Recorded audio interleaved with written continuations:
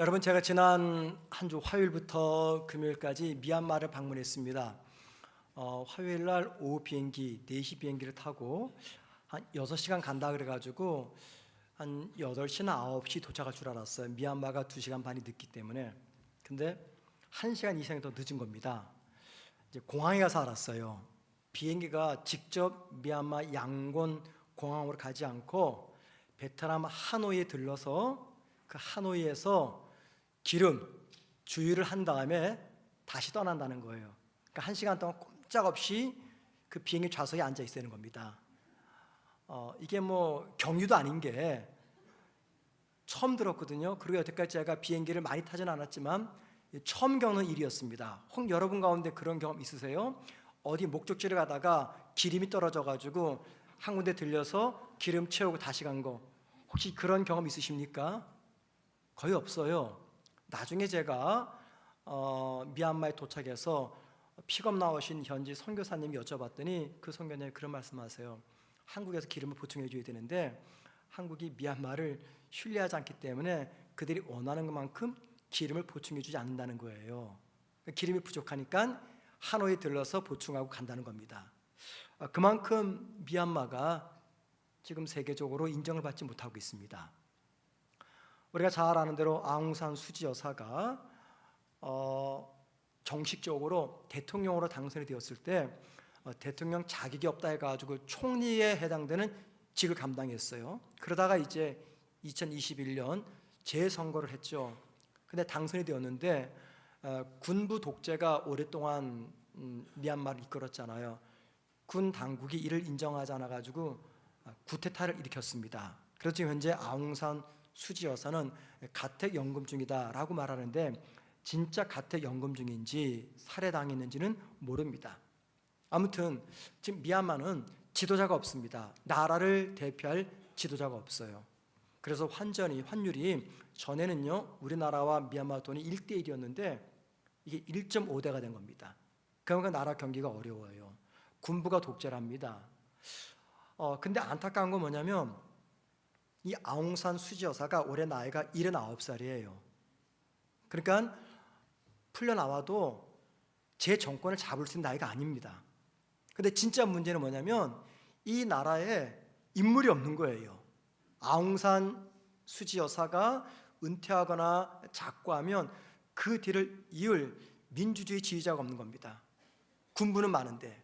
그래서 제가 현지 선교사님에게 물어봤더니 그 문제를 현지 사람들이 지적한다는 거예요. 아웅산 수지가 혼자 일하는 스타일이기 때문에 자신의 후계자를 키우지 못했다. 그래서 미얀마는 사실 미래가 예측할 수 없는 그런 현실입니다. 자, 그러면서 제가 자연스럽게 우리나라가 생각이 난 겁니다. 미얀마나 우리나라나 참 지도자복이 참 없구나. 역사 이래로 이 공통점인 거죠. 우리나라가 이만큼 잘 살게 된 것은 지도자 덕분이라기보다도 우리 국민들의 근면 성실과 하나님의 특별한 은혜 때문입니다.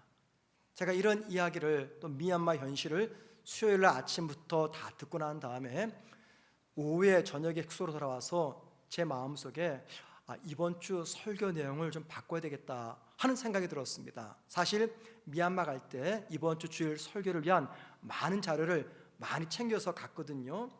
근데 그거를 하지 못하고 그날 저녁에 제가 리더라는 관점에서 한번 좀 말씀을 전해야 되겠다 그런 생각이 들었습니다. 그래가지고 갑자기 수요일 날 저녁부터 말씀을 준비해서 여러분과 함께 나누게 되었습니다. 여러분, 이 세상에는요 다양한 조직과 모임이 있습니다. 그죠? 우리 모두가 다 속해 있는 조직이 있고 모임이 있어요. 그런데 그 조직과 모임을 세워가고 이끌어가는데 결정적인 역할을 하는 사람이 누굽니까? 리더입니다.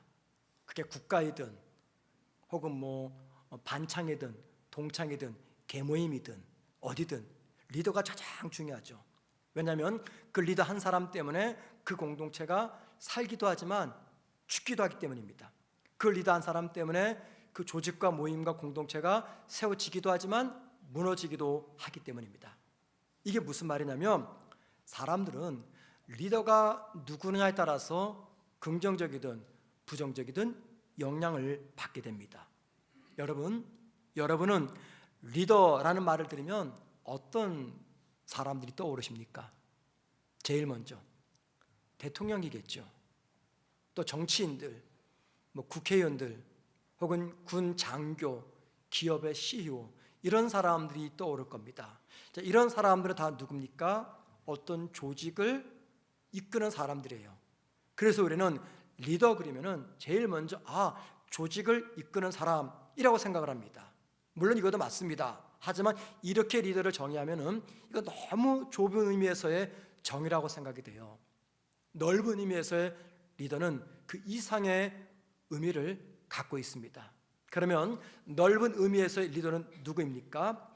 자신의 지도하에 있는 사람들이 누구이든지 그들을 책임지면서 이끌고 그들이 세운 목표를 달성하도록 그들을 돕고 방향을 제시하고 지원하는 사람, 이게 리더입니다.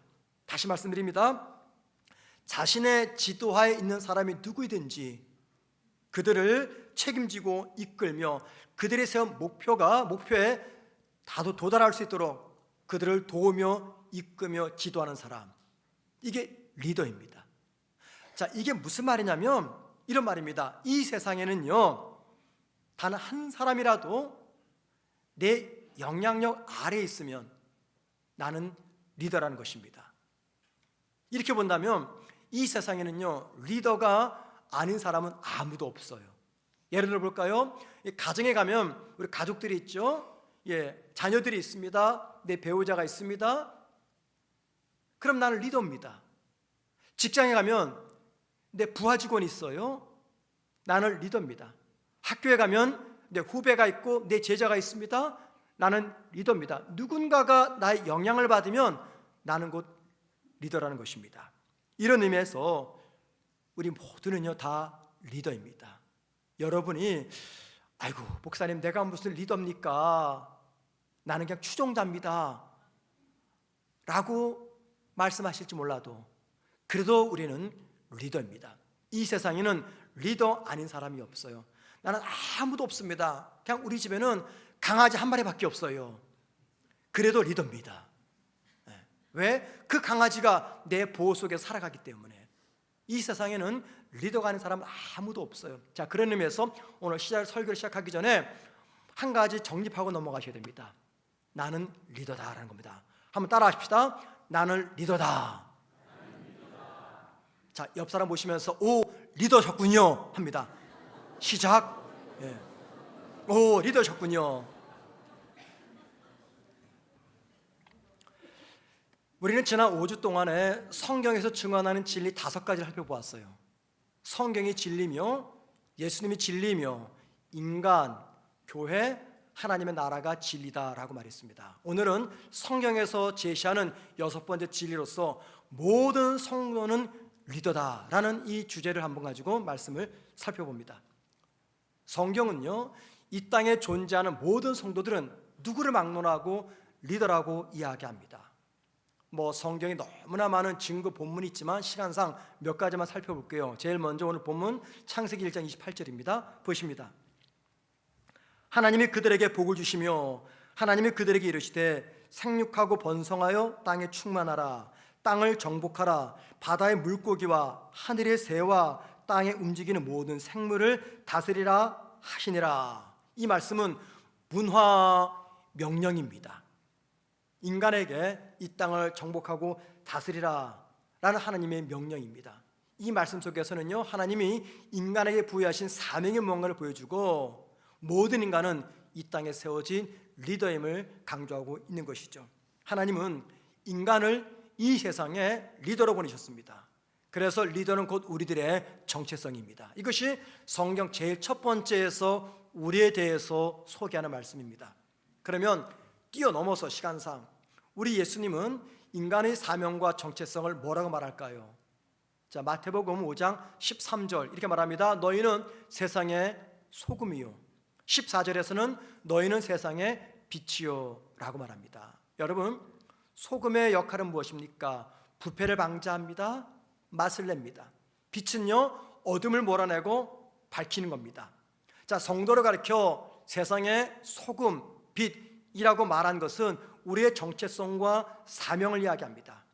우리는요, 누굽니까? 이 땅에 보냄받은 리더입니다. 리더. 세상 속에서 성도들은 리더로서 살아가야 된다라고 하는 것이 하나님이신 우리 주님의 말씀입니다. 하나님은 내 모습이 어떠하든지, 내 나이가 몇 살이든지, 내 직업이 무엇이든지, 내 배경이 무엇이든지 상관하지 않고 저와 여러분을 이 땅에 리더로 보내셨고, 리더가 저와 여러분의 정체성입니다. 여러분, 예수님 곁에서 가장 많은 예수님의 말씀을 들었던 제자가 누굽니까? 베드로죠. 수제자. 그러면 베드로는 성도의 사명과 정체성을 뭐라고 말할까요? 자, 베드로 전서 2장 9절입니다. 너희는 택하신 족속이요 왕같은 제사장들이요 거룩한 나라요 그의 소유가 된 백성이니.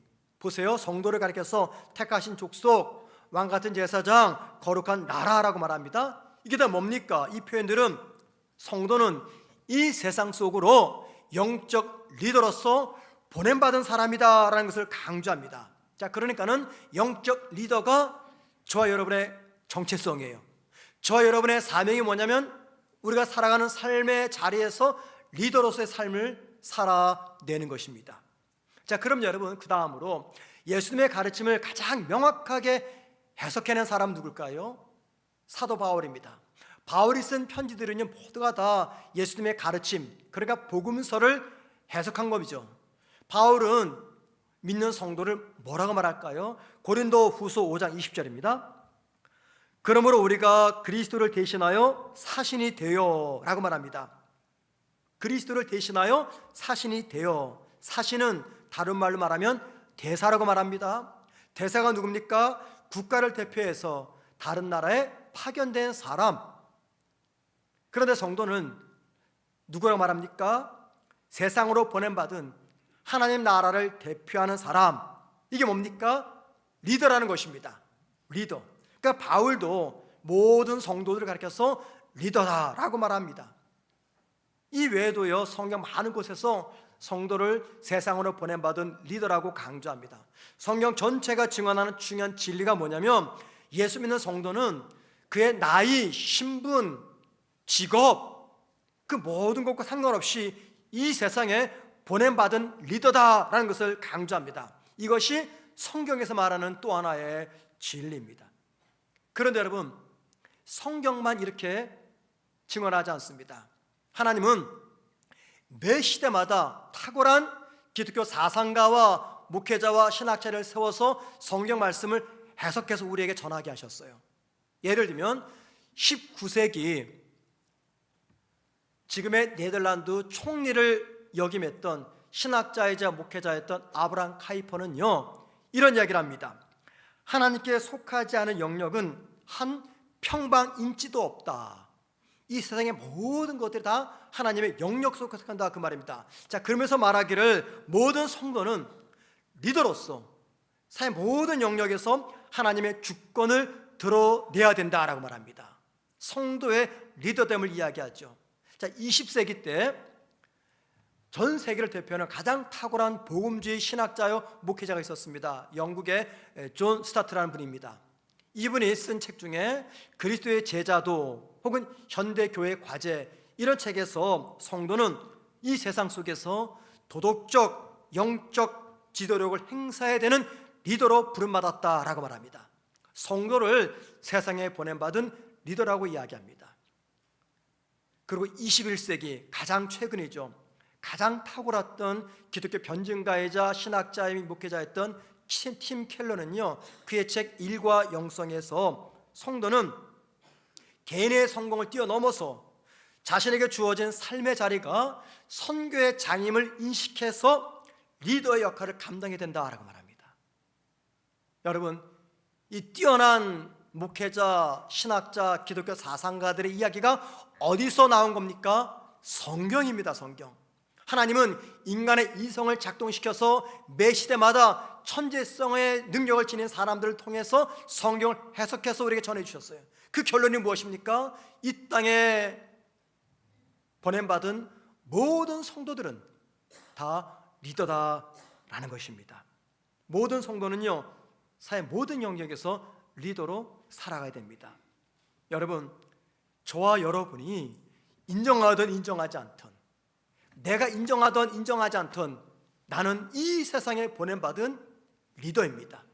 단 한 사람이라도 내 영향력 아래 있으면 나는 리더입니다. 그렇기 때문에 이 세상에는요, 리더가 아닌 사람은 한 사람도 존재하지 않고 있습니다. 이것이 성경에서 증언하는 진리인 것이죠. 여러분들 중에 이렇게 생각하실지 모르겠어요.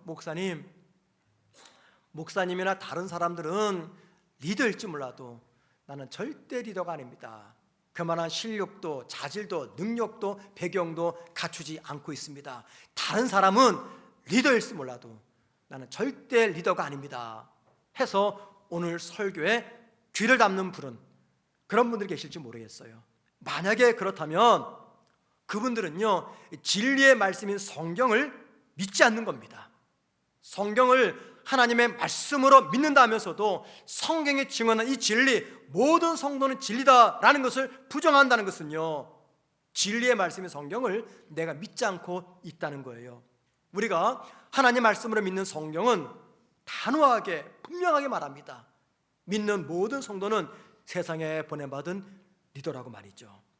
만약에 성경의 이 증언, 성도는 세상에 보냄받은 리더다라고 하는 성경의 이 증언을 내가 받아들이고 인정한다면 어떻게 될까요? 이 사실을 인정하고 받아들인 분이라면요, 일상 속에서 최선을 다해서 리더십을 발휘하면서 실천하면서 세상에 선한 영향력을 나타낼 겁니다.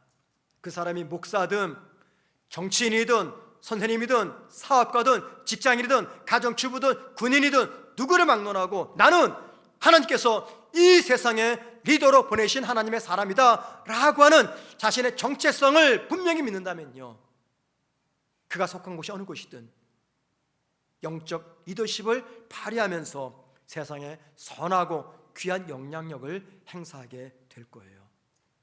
그러면 여러분, 우리가 어떻게 하면 리더십을 발휘할까요? 어떻게 하면 리더로서 이 세상을 살아갈까요? 어떻게, 이것보다 더 중요한 전제가 있습니다. 그것은 리더의 자질이 무엇이냐라는 겁니다. 리더의 자질, 이게 내가 깨달아져야지 내 삶의 방향이 결정이 되거든요. 여러분, 리더의 자질이 무엇입니까? 여러분들이 생각하시는 리더는 어떤 사람이고 리더는 어떤 자격과 자질을 갖춰야 된다고 생각하십니까? 일본 여성 작가 중에 시오노 나나미라는 분이 있습니다. 아주 유명한 분이죠.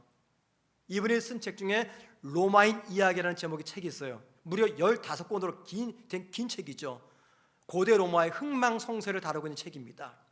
이 책에서 시오노 나나미는요, 리더의 자질 5가지를 이야기해요. 첫 번째, 지성입니다. 뛰어난 지성.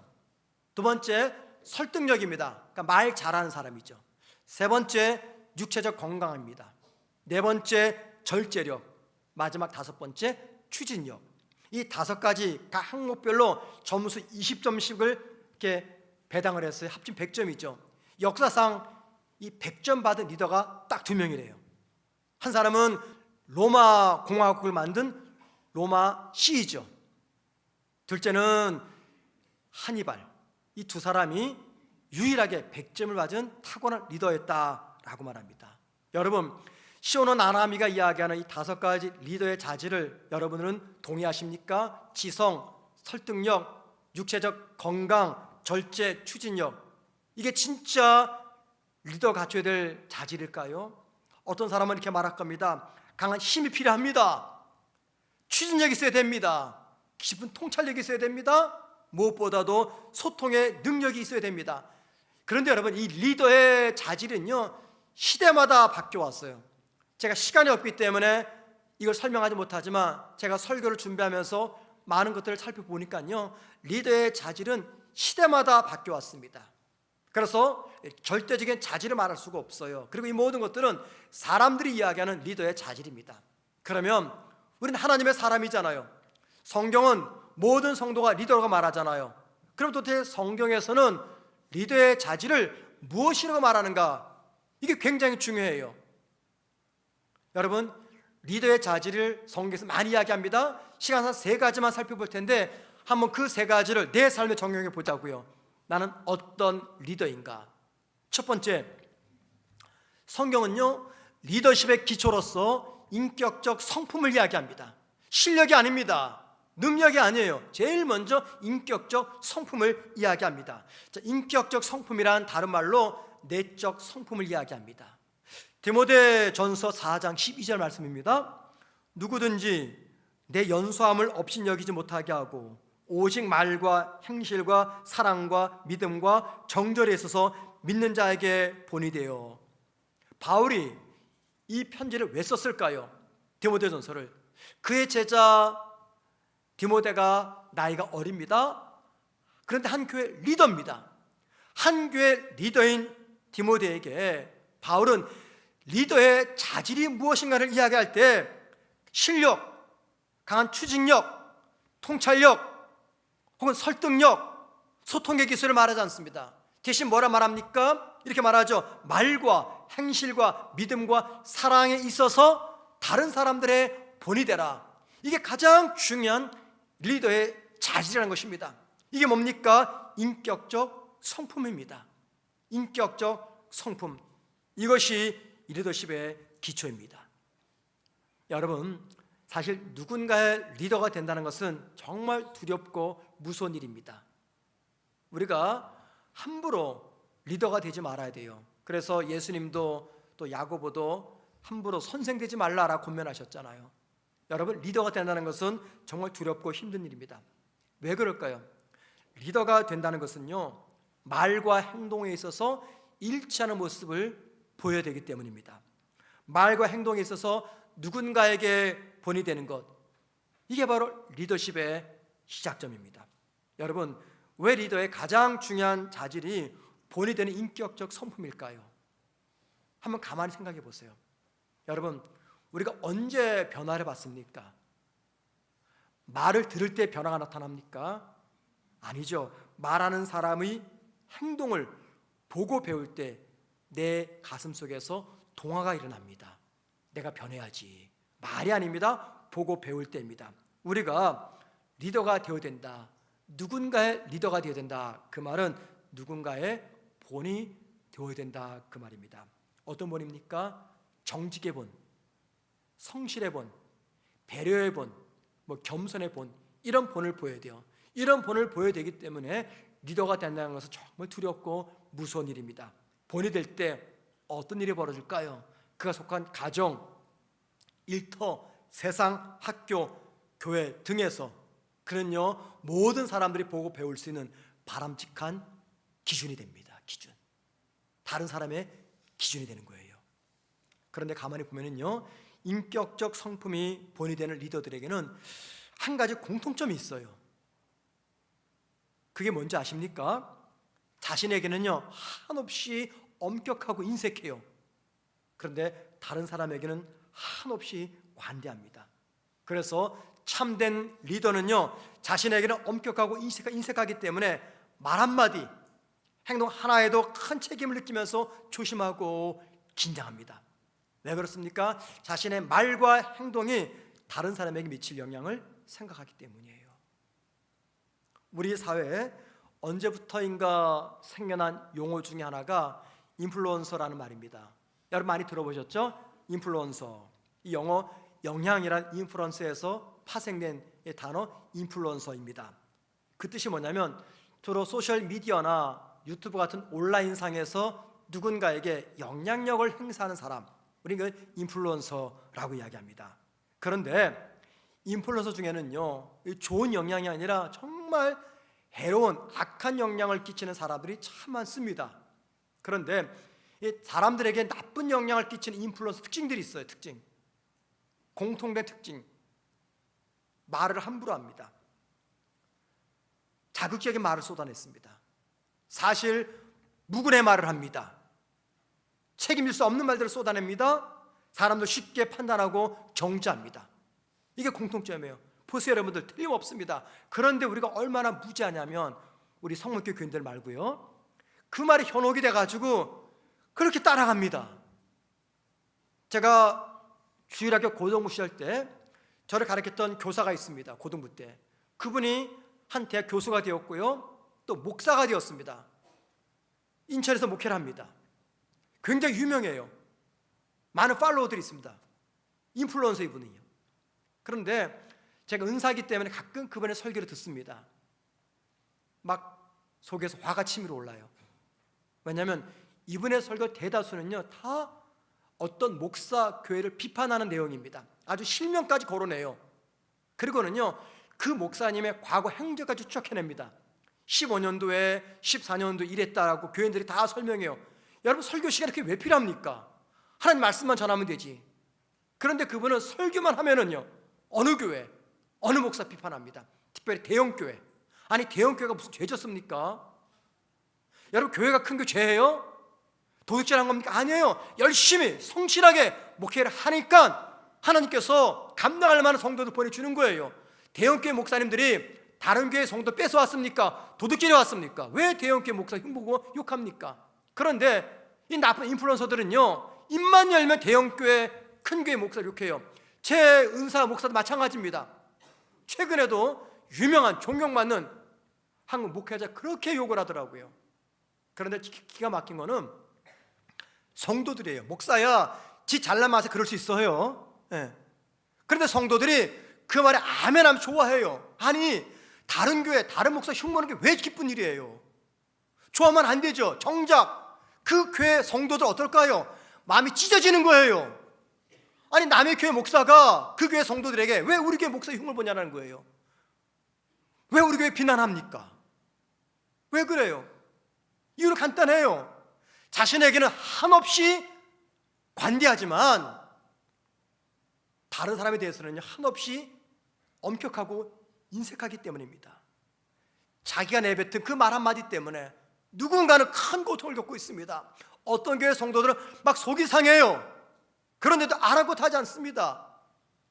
이게 말로써 사람들에게 영향을 주는 인플루언서들의 실태입니다. 여러분, 우리가 종종 보지 않습니까?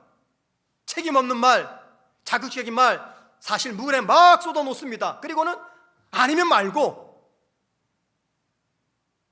이런 사람을 정말 참된 리더라고 말할 수가 있겠습니까? 참된 리더는요, 늘 책임감을 느낍니다. 늘 책임감을 느껴요. 어떤 책임감입니까? 나를 배우고 배우는 사람들이 참 많다. 나의 말 한마디, 행동 하나 때문에 누군가는 살 수도 있고 죽을 수도 있다. 그러니 더 신중하게 말하고 더 조심하게 말하고 행동하자. 이런 책임감이 있어요. 이런 책임감이 있어요. 여러분, 저라고 작금의 한국의 상태에 대해서 말하고 싶지 않겠습니까? 할 말이 얼마나 많을까 제가요. 말 안 합니다. 왜? 내 말 한마디 때문에 누군가는 무너지기도 하고 누군가는 쓰러지기도 하는데 이 말을 왜 합니까? 참아야죠. 책임감 때문에. 책임감. 이러한 책임감은요, 주변 사람들에게 선한 영향을 끼치는 결과를 만들어냅니다. 여러분, 이러한 인격적 성품이 리더십의 기초가 됩니다. 예수 믿는 우리는요, 누군가의 리더예요. 가정에서, 직장에서, 일터에서 누군가의 리더입니다. 리더는 우리들에게 필요한 게 뭐냐면 실력 이전에, 능력 이전에 바른 인격적 성품을 갖추는 겁니다. 그러기 위해서는 다음과 같은 사실을 잊지 마십시다. 나는 누군가의 본이 되는 사람이다. 그러니 나에 대해서 한없이 엄격하고 인색하지만 다른 사람에게는 관대하자. 이런 생각을 갖는 분이 책임감 있는 리더로서 살아가는 겁니다. 자, 두 번째, 성경이 말할 리더의 자질입니다. 두 번째, 다른 사람과 바른 관계를 맺는 거예요. 다른 사람과 바른 관계를 맺는 거. 자, 다른 사람과 바른 관계를 맺는 리더에게는요, 뭐가 있을까요? 다른 사람을 겸손히 섬기는 자세가 있습니다. 틀림없습니다. 다른 사람과 바른 관계를 맺지 못하는 사람은요, 대부분 교만해요. 사람을 무시합니다. 예수님은 장차 리더가 될 당신의 제자들에게 입만 열면 강조한 것이 있어요. 그게 바로 겸손과 섬김의 종이 되는 겁니다. 마가복음 10장 43절 44절 보세요. 너희 중에 누구든지 크고자 하는 자는, 즉 리더가 되고자 하는 자는 그 말이죠, 너희를 섬기는 자가 되고 너희 중에 누구든지 으뜸이 되고자 하는 자는, 즉 리더가 되고자 하는 자는 모든 사람의 종이 되어야 하리라. 주님의 이 말씀은 참된 리더의 자질이 무엇인가를 알려줍니다. 여러분, 참된 리더의 자질은요, 지시나 굴림이 아닙니다. 지시나 굴림이 아니에요. 상대방을 세워주는 섬김과 겸손입니다. 우리는요, 리더라는 말을 들으면 뭐가 떠오릅니까? 지시하는 사람, 굴림하는 사람, 이게 생각이 나요. 그런데 성경은 뭐라고 말합니까? 주변 사람들의 필요를 파악하고 내가 먼저 그 필요를 도와 채워주는 그 섬김, 그 섬김이야말로 리더십의 가장 중요한 자질이다 라고 말합니다. 참 리더는요, 자기가 높아지려고 하지 않습니다. 참 리더는 자기가 높아지기보다도 다른 사람이 나보다 더 높아지고 나보다 더 뛰어나고 나보다 더 바르게 세워질 수 있도록 그를 섬기는 사람입니다. 그렇기 때문에 삶의 자리에서 겸손히 다른 사람의 필요를 내가 파악하고 살피고 누군가의 짐을 나누고자 한다면 그는 이미 그 자체로 리더인 것입니다. 다른 사람을 겸손히 섬기는 리더들에게는요, 이 공통된 특징이 있습니다. 굉장히 두드러진 특징이죠. 다른 사람과 바른 관계를 맺고 그들과 함께 동역을 합니다. 여러분, 건강한 리더는요, 절대 혼자 일하지 않습니다. 병든 리더가 혼자 일해요. 우리말에 이 독불 장군이라는 말이 있죠. 무슨 뜻입니까? 혼자서는 절대 장군이 될 수 없다, 그 말입니다. 이게 어떤 의미의 비유입니까? 고집이 강하고 자기만 늘 옳다고 생각하면서 타인의 의견을 듣지 않는 사람, 그런 사람들을 비유적으로 일컫는 말이죠. 독불 장군. 여러분, 만약에 자기만이 옳다고 생각해서 다른 사람을 무시해서 독불 장군처럼 살아간다면 그는 겸손한 사람입니까? 교만한 사람입니까? 교만한 사람이에요. 그리고 교만한 리더는요, 다른 사람과 동역하지 않고 나 혼자 일합니다. 왜 그럴까요? 다른 사람을 무시하기 때문에, 인정하지 않기 때문에. 성경에서 독불 장군처럼 살다가 죽은 사람이 있어요. 독불 장군처럼 살아간 인물 누굴까요? 삼손입니다.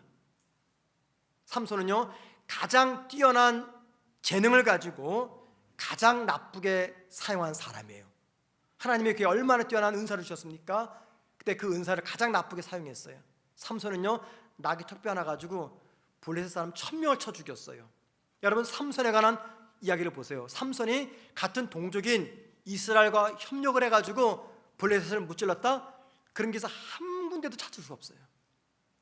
삼손은 죽을 때까지 혼자 싸웠어요. 왜 그랬을까요? 이유는 너무나 간단합니다. 자기만 잘났기 때문에, 이스라엘을 무시했기 때문에. 여러분, 이런 사람을 참된 리더라고 말할 수 있겠습니까? 한번 생각해 보죠. 평소 나는 어떤 리더며 어떤 사람입니까? 일방적으로 지시하기를 좋아하고 사람들 위해 군림하기 좋아하는 타입입니까? 혹시 독불 장군처럼 다른 사람을 무시하고 나 혼자만 일하기를 좋아합니까? 겸손한 리더는요, 지시하기보다도 먼저 솔선수범합니다. 그리고 군림하기보다도 섬기기를 더 좋아합니다. 그리고 다른 사람이 부족해도 그 사람과 함께 동역합니다. 지금까지 리더의 자질 두 가지를 말씀드렸죠. 첫째, 다른 사람에게 본이 되는 인격적 성품. 두 번째, 다른 사람과 바른 관계를 맺어 동역하는 겸손과 섬김의 자세. 여러분, 이게 두 가지 자질이죠. 마지막 세 번째, 성경은요, 이거 위에 우리가 바른 리더가 되기 위해서는 영적 에너지가 필요하다고 말합니다. 영적 에너지. 자, 디모데후서 1장 7절 보실래요? 하나님이 우리에게 주신 것은 두려워하는 마음이 아니요 오직 능력과 사랑과 절제하는 마음이니. 여기 우리가 누굽니까? 바울, 디모데뿐만이 아니라 모든 성도입니다. 모든 성도에게 하나님이 뭘 주셨다고요? 능력을 주셨다. 이 세상에 리더로 보내받은 사람에게 하나님께서 능력을 주셨대요. 그 능력이 어떤 능력입니까? 바울은 이렇게 말합니다. 에베소 5장 18절입니다. 술 취하지 말라. 이는 방탕한 것이니 오직 성령으로 충만함을 입으라. 우리가 세상 속에서 리더로서 살아가도록 은혜를 베푸시는데, 능력을 베푸시는데, 그게 바로 성령이다라는 겁니다. 여러분, 우리의 인격이 뛰어나서, 우리의 겸손과 섬김이 뛰어나서 온전한 리더가 될 수 있다? 아니요, 착각입니다. 이게 필요하지만 이것만으로 불가능해요. 왜? 언젠가는 내 의지가 무너지면요, 겸손과 섬김도 무너집니다. 내가 의지적으로 노력해서 만드는데 인격적 성품이 무너질 날이 있어요. 우리 연약합니다. 그 연약함을 보충해서 도와주는 동력, 그게 바로 성령 하나님이다라는 겁니다. 그렇기 때문에 성령님의 도움이 없이는 결코 저와 여러분 세상 속에서 누군가의 본이 되는 리더가 되지 못합니다. 제가 설교를 돕기 위해서 사진 하나 보여드릴게요. 이게 뭔가요? 등불이죠. 이 등불을 가리켜서 이름이 난포불이라고 말합니다. 난포불. 우리가 전기가 들어오지 않을 때 많이 썼던 거죠. 저기다 불을 킵니다. 저 난포불의 연유가 뭡니까? 연료가 등유입니다. 등유. 등유가 연료로 사용되어져요. 여러분, 그런데 저 기름이 다 사라지고 나서 불을 피우면 뭐가 탈까요?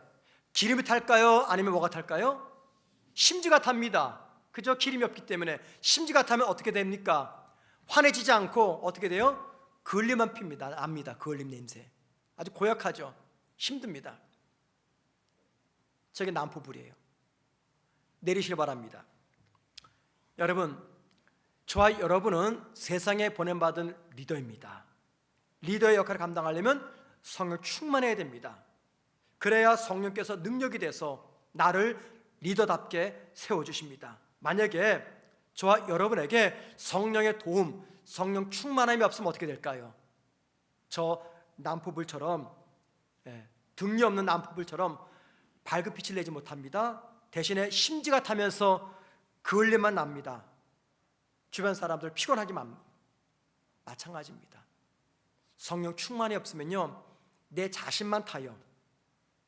나의 악한 본성, 나의 교만이 탑니다. 그러면요, 자기만 힘든 것이 아니라 주변 사람들을 아주 힘들게 합니다. 그러므로 세상 속의 리더인 성도는 반드시 성령 충만함을 구해야 됩니다.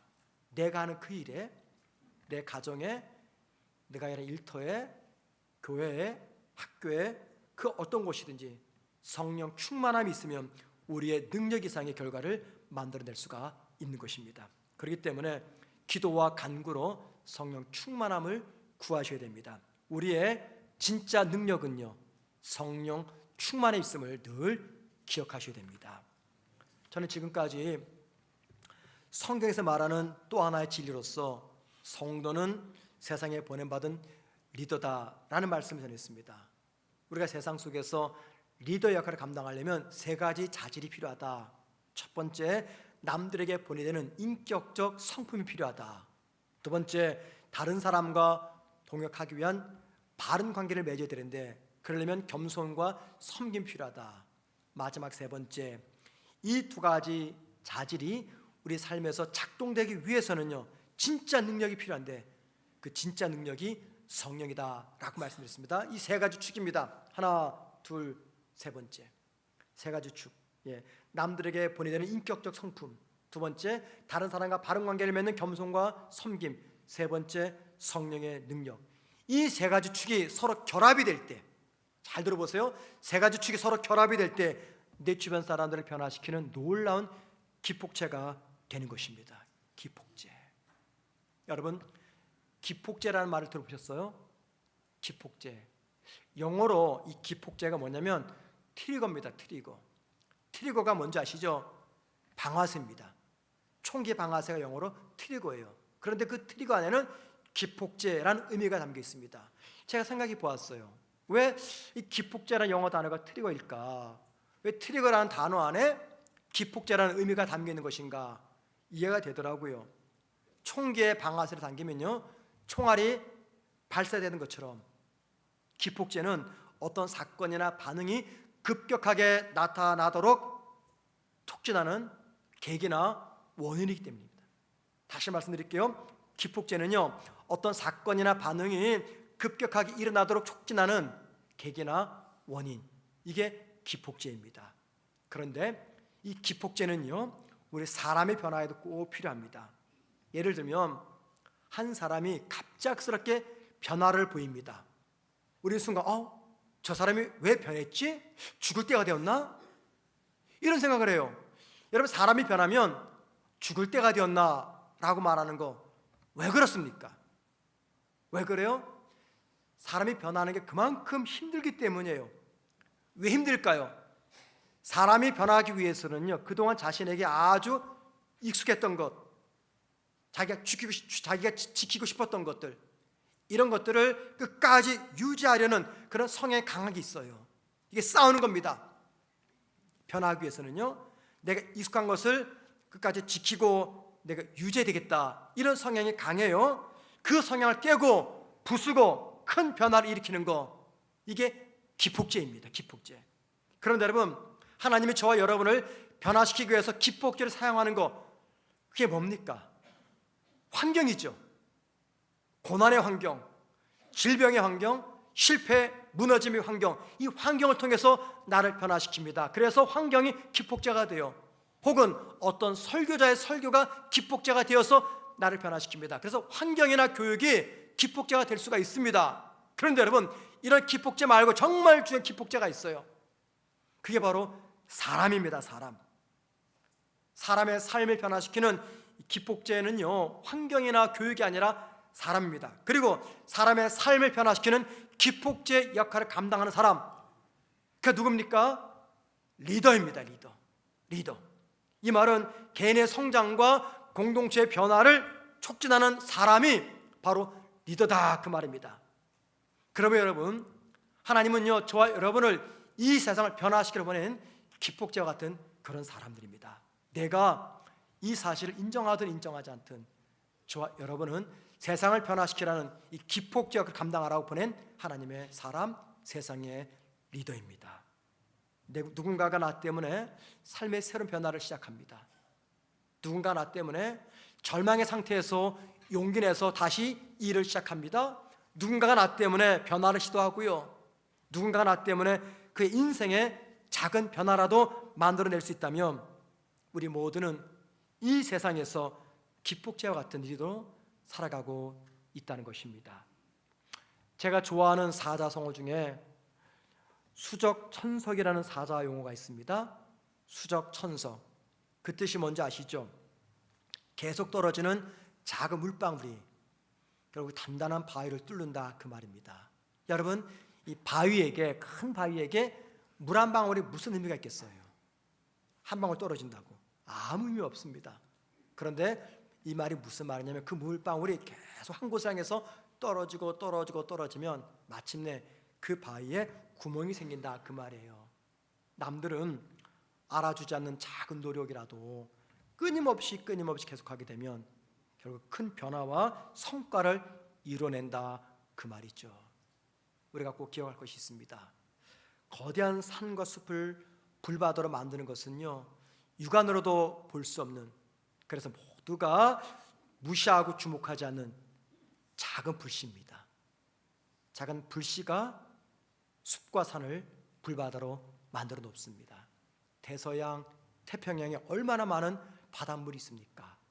그런데 여러분, 그렇게 많은 바닷물도요, 처음에는 한 방울의 물로 시작이 된 거예요. 처음에 그 한 방울의 물이 없었다면 태평양의 바다도 존재하지 않습니다. 남들이 주목하지 않고 무시하는, 그래서 매일매일 자괴감 속에 살아가는 저와 여러분일지 모릅니다. 그런데 하나님은 그런 저와 여러분을 세상의 리더로 보내신다고 말씀하고 있습니다. 여러분, 수적천석, 작은 물 한 방울, 작은 불씨, 어쩌면 그것이 저와 여러분의 모습일 겁니다. 그런데 하나님은 그걸 통해서 당신의 큰 일을 이뤄 가십니다. 작금의 대한민국을 보면서 우리 많은 생각을 합니다. 여러분, 다양한 생각을 하죠. 그러나 공통점이 하나 있습니다. 이 나라가 많이 무너지고 있다는 것입니다. 많이 약해지고 있어요. 어떻게 할까요? 언제까지나 누구 탓만 하겠습니까? 이 사람이 잘못했고 이 사람이 잘못했고 누구 탓만 하겠습니까? 탓하지 마시고 이제는 나를 돌아보십시다. 나는 과연 세상에 보낸받은 기폭제 같은 리더로 바르게 살아왔는가? 하나님은 저와 여러분을 이 세상의 리더로 세우셨습니다. 이게 저와 여러분의 정체성입니다. 가정에서, 일터에서 저와 여러분은 리더로 삶을 살아내야 됩니다. 그렇게 살아가기를 주님의 이름으로 축원을 드립니다.